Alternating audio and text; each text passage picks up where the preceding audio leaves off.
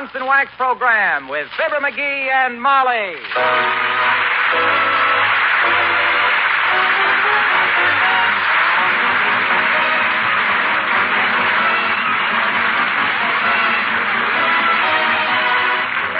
The makers of Johnson's Wax products for home and industry present Fibber, McGee, and Molly with Bill Thompson, Gail Gordon, Arthur Q. Bryan, Dee Benaderet, and me, Harlow Wilcox. The script is by Don Quinn and Phil Leslie. Music by the King's Men and Billy Mills Orchestra.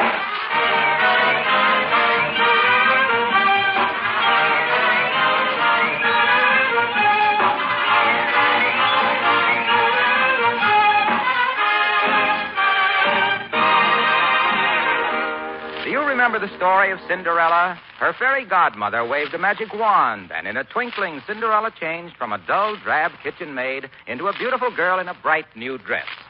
Well, knowing me, you can guess what that story reminds me of.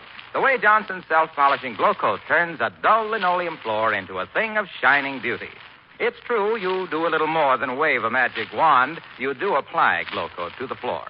But while your back is turned, glow coat dries to a beautiful, shining wax polish all by itself.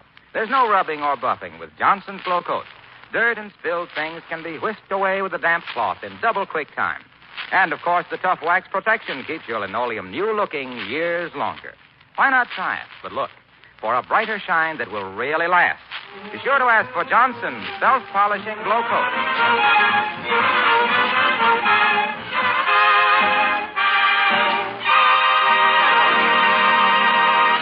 The average doctor soon acquires an immunity to life's little dramas. It takes an event of almost atomic proportions to really perturb him.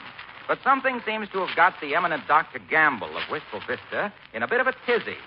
And here waiting for him and wondering what it's all about, we find Fibber, McGee, and Molly.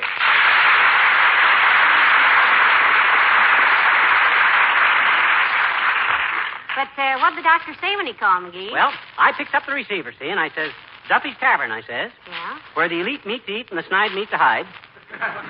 And he says, you going to be home for a while, McGee? And I says, well, I says, I may have to run down to Washington and take John L. Lewis a cake with a hacksaw in it, but I'll wait for you. And he says, please do. I want your advice. He wants your advice? Yep. Well, now I've heard everything. At least until Hattie Carnegie calls and wants my advice about hobble skirts. Well, I don't know what's so amazing about it. Doc's a professional man, no business sense. Naturally, when he gets in a jam, he calls the only guy he knows with a level head, sound judgment, and a genius for analyzing problems. Who's that? Me. Oh. I didn't know you in that disguise. Don't kid yourself, Snooky. I may clown around, but everybody knows that underneath these twinkling blue eyes, there beats a heart of gold and a mind like a steel trap. Well, no wonder the doctor wants to see you. You're a biological curiosity. I wonder if he'll be... Come in. Oh, hello, Doctor. Hello, Molly. May I have a minute of your time, Droop Snoot? Certainly, Doctor. Pray be seated. No, pray you better lie down on the couch. And close your eyes. Pull down the shades and dim the lights, Molly. Now, just relax, Doctor. Talk to me as you would to your own father. Tell me everything. Oh, now, for goodness sakes, McGee. Come off. Yes, limber lip. As a psychoanalyst, you'd make a splendid sponge diver. You have the ingratiating personality of a cottonmouth moccasin and the tact of a pile driver. Ooh. Well, come on. Quit the fiddle paddling and get down to brass monkeys. What's biting you, Fatso? Well, frankly, I'm worried about Miss Tremaine, McGee. Fifi? Heavenly days, Doctor. What's wrong with her? She eloped with the trivia doc? That's very intelligent of her, I'm sure. He's a fine guy with a great future, and you're just a human telephone extension with a bag full of Benzedrine. Anybody with a speck of sense would... quiet, will you? Yes, dear. Give the doctor a chance. Okay. The only way he can get a word in with you is to operate and leave a dictionary in your peritoneum.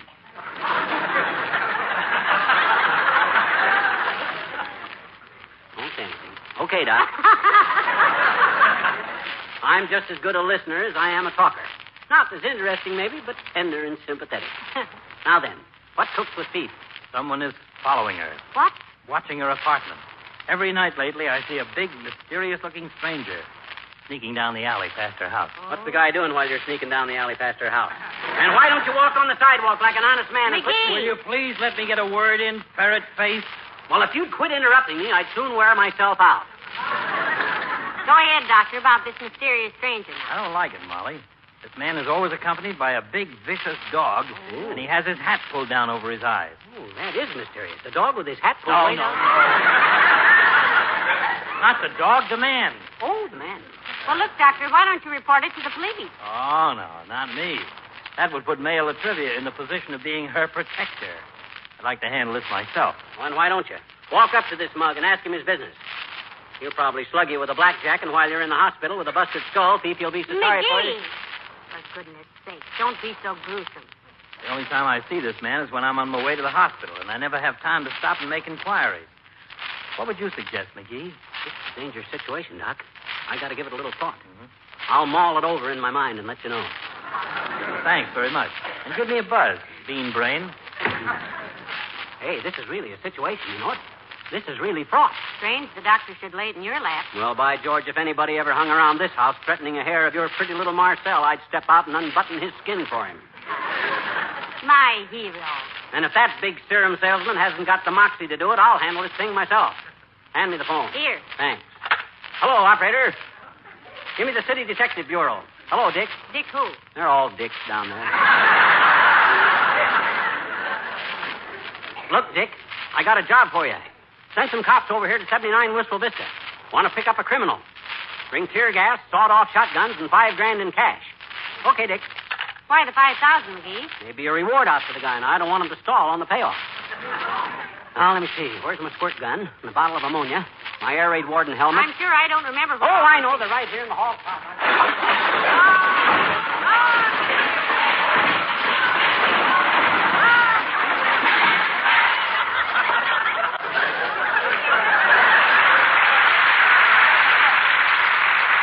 Let's fill this thing full of sofa pillows sometime and surprise everybody.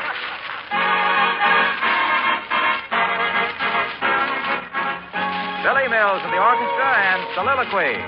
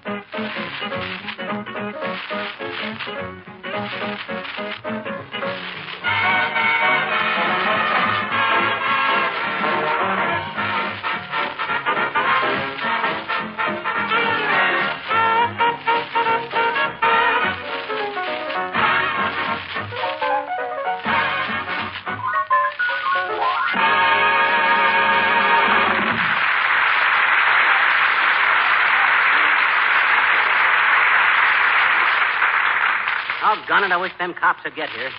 Now, let me see. I got my helmet. Where'd I put that heavy walking stick? Now, wait a minute, dearie. Why don't you let the police handle this? I don't want you coming home with a couple of cornflower ears.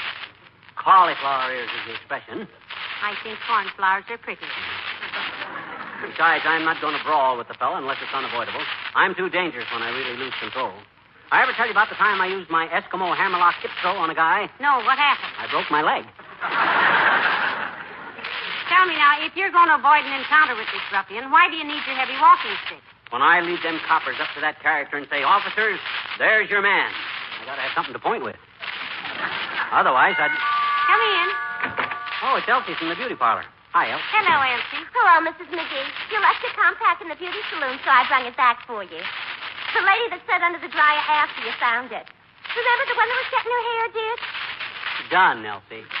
No, it was more of a dapple gray than a dun, Mr. McGee. Maybe kind of a roan. Well, I didn't notice her, Elsie. Incidentally, how does my hair look? Dearie, if I do say so myself, it always does. That's really a stunning coiffure. She ought to be. She coiffed up $5 for it. Did you get it, kid? Coiffure? The humor lies in the similarity. Ain't funny, McGee. No kidding. My gosh, I've been waiting 3 years for somebody to throw me that straight line, so... Oh, well. Would I be too personal, Mr. McGee, if I asked you what was you doing with the walking stick? You got a Charles horse or something? You mean Charlie horse, don't you, Elsie? Yeah, but with an older man such as Mr. McGee is, I think Charles is more respectful. I ain't so old that I can't handle this Prowler, Elsie. Oh, you don't know. There's been a mug hanging around Fifi Tremaine's house these nights. We're going to trap him tonight. He's using them walking sticks to point him out to the police, Elsie. Yeah. Oh, that'll be something, won't it? A crook on both ends of it. Are you insisting? Oh, you mean the handle. Oh. Ha-ha. Besides, this man has a big vicious dog with him, they say, and McGee may have to beat him off with the cane. No, I don't think so, Nellie. I get along good with dogs. When I was only 6 years old, Santa Claus brought me a little beagle. Was that all you're asking for, Mr. McGee? I didn't even ask him for that. I was trying to get a bugle and didn't know how to spell it. Well, I hope you won't have any trouble with this man and his dog tonight, dearie. I can mend your trousers, but there isn't any skin in my sewing basket. If you catch him, Mr. McGee, and think he might want a good home, cool me up. Isn't that a nice thought? Like dogs, Elsie? Oh, I got a dog. I was talking about the man. Just let me know, Mr. McGee, huh?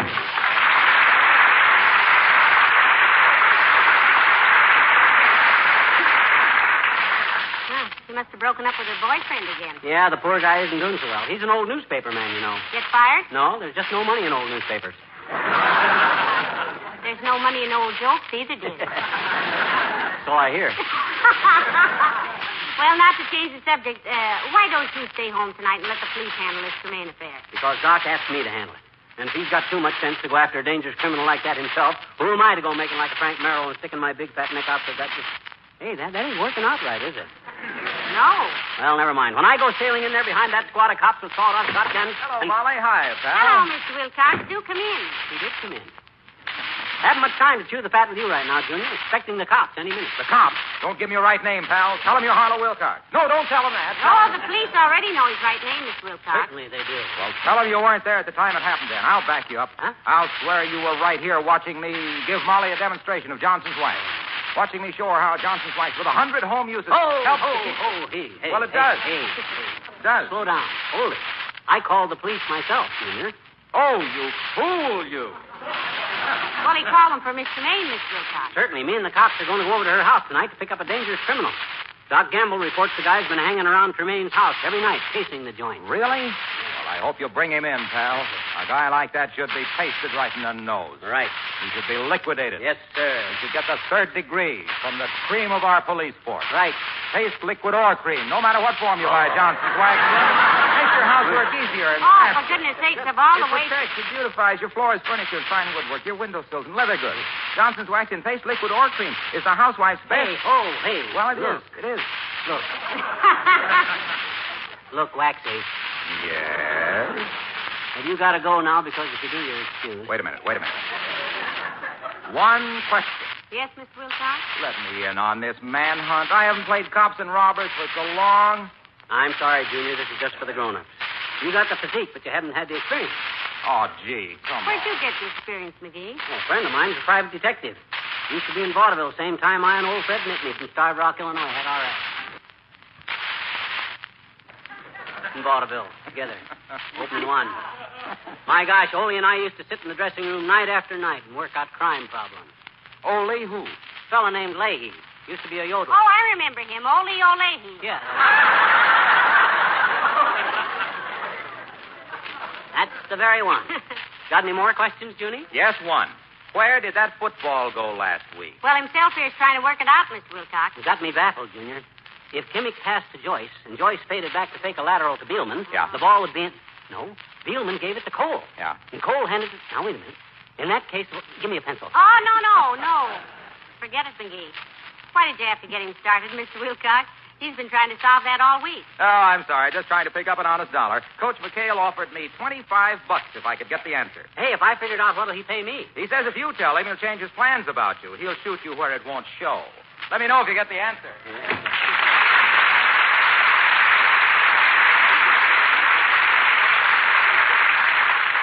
Well, I've got to go up and get into some street clothes if we're going out and do some street fighting. Hey, what do you mean, we? You're not going. It's too dangerous. That may be, but a manicure is too expensive. What's that got to do with it? Well, it's either go out with you and maybe get hurt or stay here and bite my nails. Waiting for them to bring you home in installments. Let me know when the police get here, dearie. Okay, I will. There goes a good kid. I sure wish she'd stay out of this. She might get hit with some flying glass if I forget to take my specs off. This is no time. The cops. Late as usual. Come in. Hi, mister. Huh? Oh, hi, sis. What's on your chubby little mind? Well, my daddy just won a turkey on a raffle, mister. Wasn't he lucky? I think you mean he won it on a raffle, sis, don't you? No. You don't? I don't want. You don't mean that? Don't mean what? You don't mean your daddy won a turkey in a raffle? No. No what? No, sir. Oh.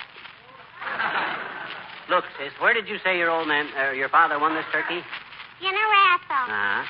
It was the last turkey in the butcher shop, and Daddy grabbed it just as the lady grabbed it, and they raffled all over the butcher shop, and my daddy won.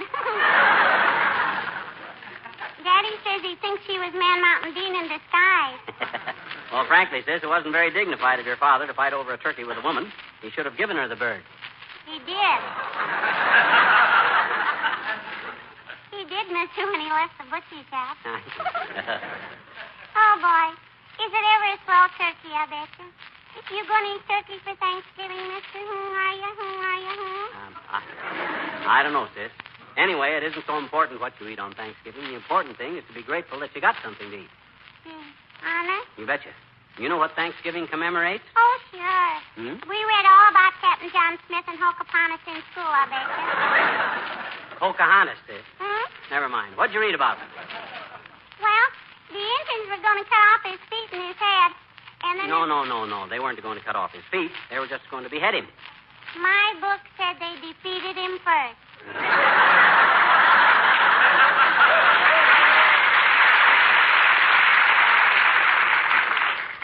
I'll buy that. And before they could hit him with the hatchet, a beautiful Indian princess named Pocahontas. Pocahontas? Hmm? Never mind. Make it Hockapontas. You know, sis, it was the Indians that took care of the Pilgrims at first and fed them and helped plant their crops. I know it. I know it. Our teacher says all this big, rich country used to belong to the Indians. That's right, sis. Hmm? Did we buy it from Mister? Did we, mister? Well, we bought some of it from them, sis, like Manhattan Island. Paid $25 for that. Without the Holland Tunnel. Very speculative at the time.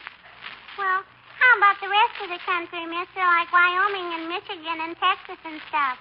Did we buy that from the Indians? Well, no, sis. I guess you might say we just kind of acquired it. That's why I've always wondered, mister. What have you always wondered, sis? What have the Indians got to be thankful for? Sis, you got me. You got me.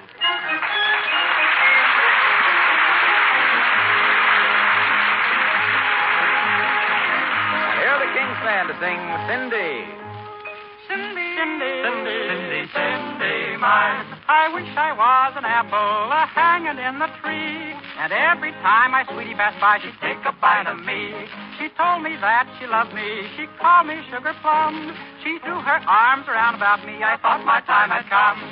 Get along home, Cindy, Cindy, get along home, Cindy, Cindy, get along home, Cindy, Cindy, I'll marry you someday.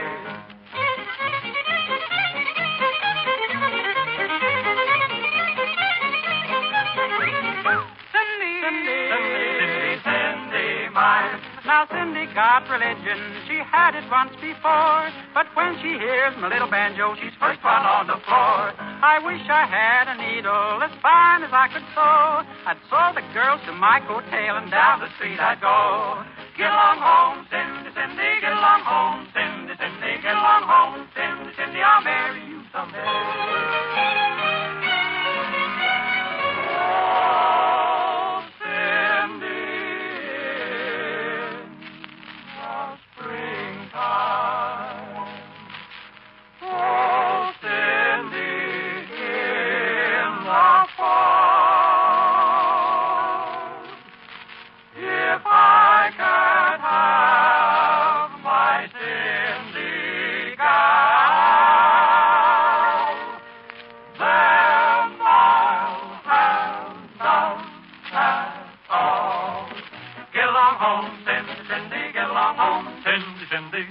home, Cindy, Cindy. I'll marry you someday. Get along home, Cindy, Cindy. Get along home, Cindy, Cindy. Get along home, Cindy, Cindy.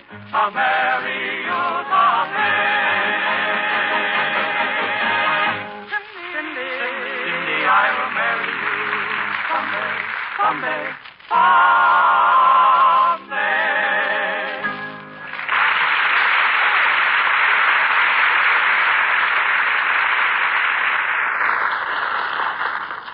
Get the police station on the phone again, dearie? Yep, Sergeant said they're on their way over here, on the double. Whatever that means. With those Keystone cops, it probably means two on a tandem bicycle. I hope they send plenty of sawed-off shotguns, because when I tell those boys to fire, I want to hear it. Oh, dear, McGee, don't you think we ought to let the police handle this by themselves? I can't let the police handle it, Molly. The only way the sergeant would agree to send anybody was if I'd go with them. He said they were tired chasing all over town on my false alarms, and by... Oh, what was that? Sounded like a nightstick on the... Open up in the name of the law. I know you're in there, you hooligan. Come out with your hands up or I'm coming in. Oh, it's that flat-foot Mahoney. Come on in, you big lug. Oh! Don't display any violence, you Scott. There won't be any broken heads. If it's tear gas you want, I'm happy Oh, to... cut it out, cut it out. You pension-hungry shamrock shill. Spit out that mouthful of blanket you're talking through and sit down. We're the ones that called you. Oh, were you now? Yeah. And what was it you're calling on the brave boys in blue for and breaking up a fine pinnacle game in the basement at headquarters? And if it's to rescue a cat out of a tree, No, Officer Mahoney. This is a serious matter. One of our friends has got Prowlers. Miss Fifi Tremaine, Mahoney, the actress. There's a guy been skulking through the alley by her house with a big vicious dog. And do you think all we have to do is patrol the alleys because a bit of fluff and glass paint gets the high spirit? Well, she's the mayor's girlfriend, Officer. It doesn't make a bit of a... Or the mayor's sweetheart, is it? As I was saying, 'tis grateful we are when a citizen calls a matter like this to our attention. And I'm a lady, you see. Calls through the alleys, goody. I'll beat the teeth out of him and arrest him for spitting on the sidewalk. One side, lad, Officer Mahoney is on his way. Wait a minute, I'm going with you. McGee, wait for baby.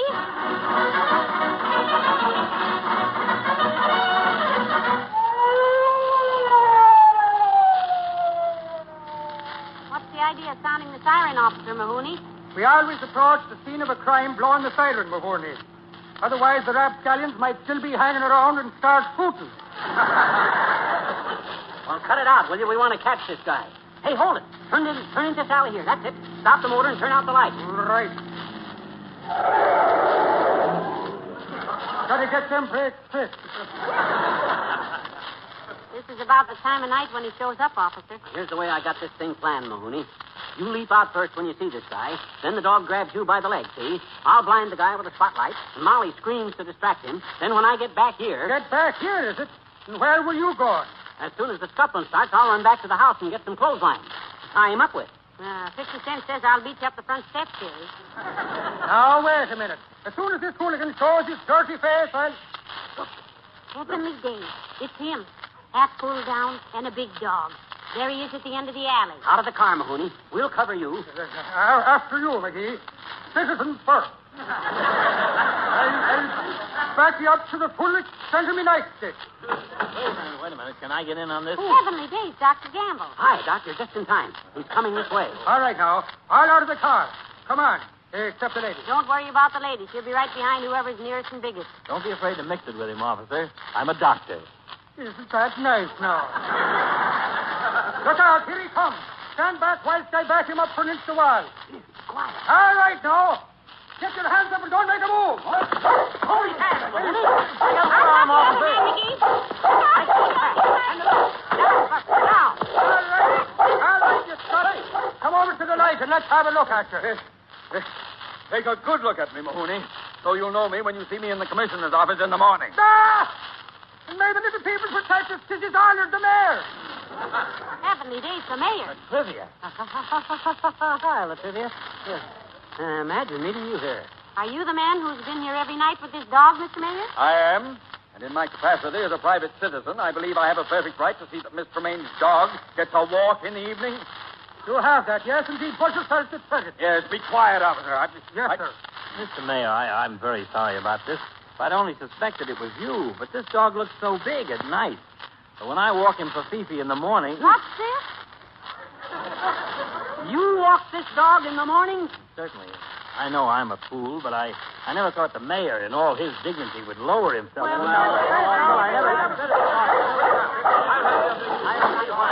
you! Will you keep quiet down there and get the Sam Hill out of that alley, or shall I call the police? Oh, this is ridiculous.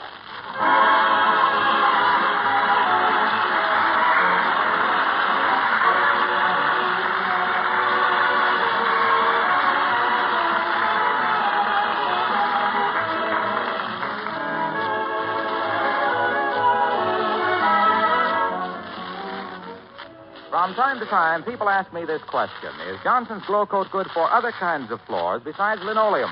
Yes, it certainly is. Glow Coat is good for painted or varnished wood floors, for inlaid as well as printed linoleum, and for floors covered with rubber or asphalt tile. Glow Coat gives all these floors a coat of wax protection, gives them shining new beauty, and makes cleaning really simple. And it's just as easy to use Johnson's Glow Coat on these floors as on linoleum. You simply apply it, then let it dry. Glow Coat shines as it dries without rubbing or buffing. Most women, of course, find Glow Coat especially helpful in wax protecting their kitchen floors because these floors get more than average wear. Why not find out as soon as you can what beautiful linoleum and other floors you can have in your home with Johnson's self-polishing Glow Coat?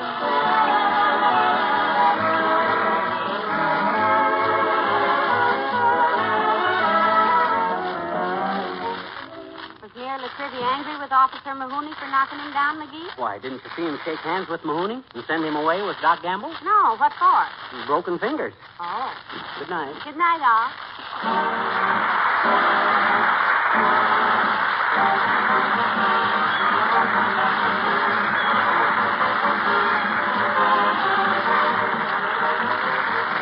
This is Harlow Wilcox speaking for the makers of Johnson's Wax Products for Home and Industry, inviting you all to be with us again next Tuesday night. Good night.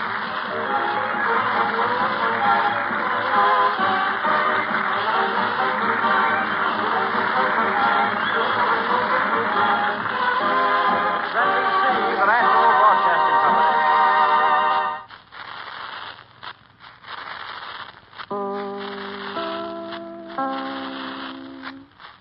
This is Chicago, WMAQ.